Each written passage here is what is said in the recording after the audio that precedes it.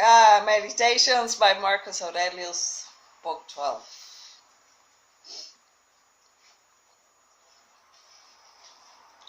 Everything you're trying to reach by taking the long way round, you could have right now, this moment.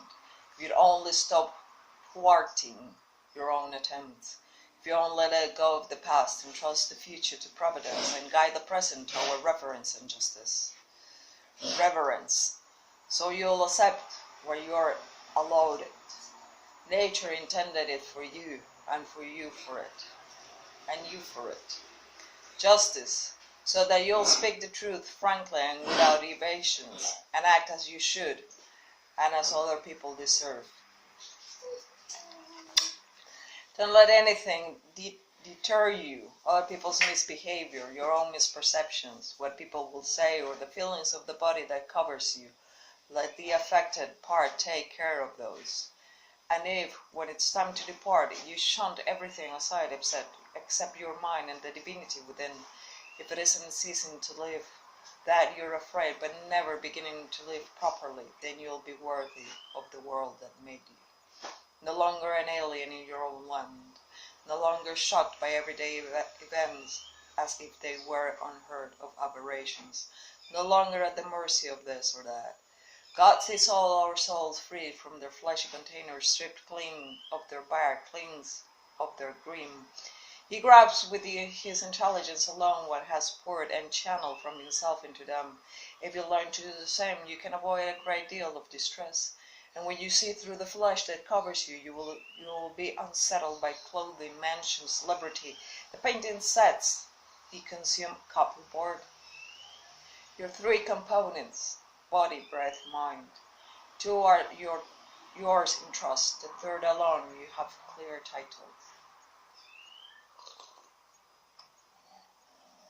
If you can cut yourself, your mind, free of what other people do and say, of what you have said or done, of the things that you're afraid will happen, the impositions of the body that contains you and the breath within, and with the whirling chaos sweeps in from outside, so that the mind is freed from fate, brought to clarity, and lives life on its own recognizance, doing what's right, accepting what happens, and speaking the truth. If you can cut free of impressions that cling to the mind, free of the future and past, can make yourself, as Empedocles says, a sphere rejoicing in its perfect stillness, and concentrate on living what can believe, which means the present, then you can spend the time you have left in tranquility and in kindness and at peace within the spirit within you. It never ceases to amaze me. We all love ourselves more than other people, but care more about their opinion than our own. If a God appeared to us, or a wise mind being, even and prohibited us from concealing our thoughts or imagining anything without immediately shouting it out, we wouldn't make it through a single day. Camila! As how much we value other people's opinions instead of our own. How is it that the gods arrange everything that such skill, such care for our well-being, and somehow overlook one thing, that certain people, in fact the best of them, the gods' own partners, the ones whose pity and good works brought them close to the divinity, that these people, when they die, shall cease to exist forever, utterly vanished? Well, assuming that's really true, you can be sure that they will be arranged things differently if that had been appropriate. If it were the right thing to do, they could have done it, and if it were natural, nature would have demanded it. So from the fact that they didn't, if that's the case, we can conclude that it was inappropriate. Surely you can see yourself that you ask the question is to challenge the gods' fairness, and why would you be bringing in fairness unless the gods are in fact fair and absolutely so? And if they are, how could they have carelessly overlooked something so unfair, so illogical in stepping up the world?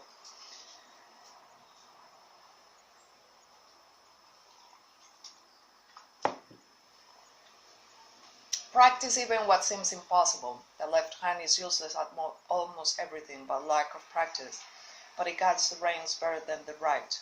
From practice, a conditioning of soul and body when death comes from us, shortness of life, wasteness of time before and after, fragility of matter, to see the causes of things straight bare, the aim of actions, pain, pleasure, death, fame, who is responsible for our own restlessness, but no one obstruct us. That is all in how you perceive it. The student as a boxer, not fencer. The fencer weapon is picked up and put down again. The boxer is part of him. All he has to do is clench his fist. To see things as they are, substance, cause, and purpose. The freedom to do only what God wants and accept whatever God sends us. What is made of? The gods are not to blame. They do nothing wrong on purpose or by accident. Nor men either. They don't do it on purpose. No one is to blame.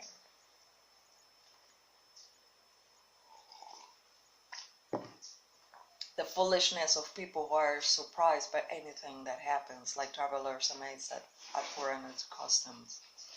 Fatal necessity and inescapable order, or benevolent providence, or confusion, random and undirected.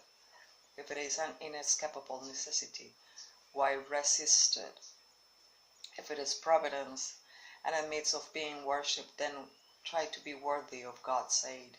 If it is confusion and anarchy, then be grateful that this raging air, sea, you have a mind to guide you, and if the storm should carry you away, let it carry off flesh, breath, and all the rest, but not the mind, which can be swept away. The lamp shines until it is put out without losing its gleam, and yet you, in all gutters out so early, truth, justice, self-control. When someone seems to have injured you, but how can be sure? In all the case, keep in mind, and he has already been trying to convict it by himself, that to expect a bad person not to harm others is like expecting fig trees not to secrete juice, babies not to cry, horses not to sneeze, the inevitable not to happen. What else could they do with that sort of character? If you are still angry, then get to work on that. If it is not right, then do it. If it is not true, don't say it. Let your intentions be. At all times, look at the thing itself, the thing behind appearances, and unpack it by analysis, cause, substance, purpose, and the length of time it exists. It is time you realize that you have something in you more powerful and miraculous than the things that affect you and make you dance like a puppet. What is my thoughts at this moment? Fear, jealousy, desire, feelings like that? To undertake nothing, at random or without purpose, for any reason but the common good. That before long you'll be no one and nowhere, like all things you see now, all the people now living. Everything's destiny is to change, to be transformed, to perish, so that new things can be born. It's all in how you perceive it. You're in control. You can dispense with misperception at will, like rounding the point. Serenity, total calm, self-anchorage. A given action that stops when it's supposed to is none the worse for stopping, nor the person engaged in it either. So, too, with the succession of actions we call life. If it ends when it's supposed to, it's none the worse for that, and the person who comes to an end of the line has no cause for complaint. The time and stopping point are set by nature, our own nature in some cases, death from old age, or nature as a whole, whose parts, shifting and changing constantly, renew the world and keep it on schedule. Nothing that benefits all things can be ugly or out of place. The end of life is not an evil. It doesn't disgrace us. Why should we be ashamed of an involuntary act that injures no one? It's a good thing, scheduled by the world, promoted by it.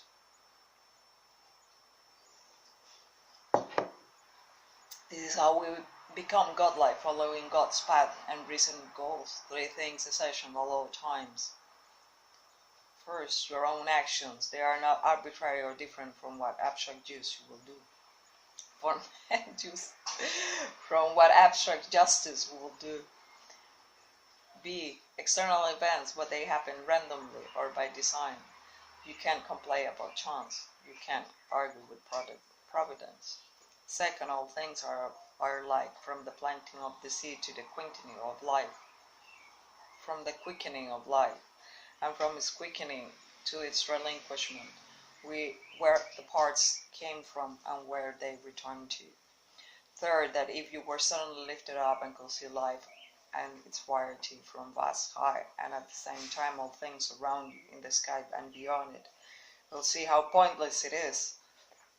And no matter how often you saw it, it will be the same life forms, the same life span. Arrogance about this. Throw out your misperception and you'll be fine, and you'll stop. And who is stopping you from throwing them out?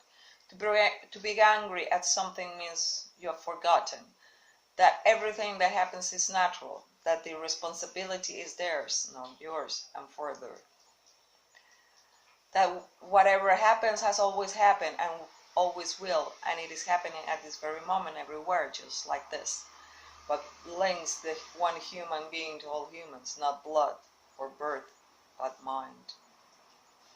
And that an individual's mind is God and of God.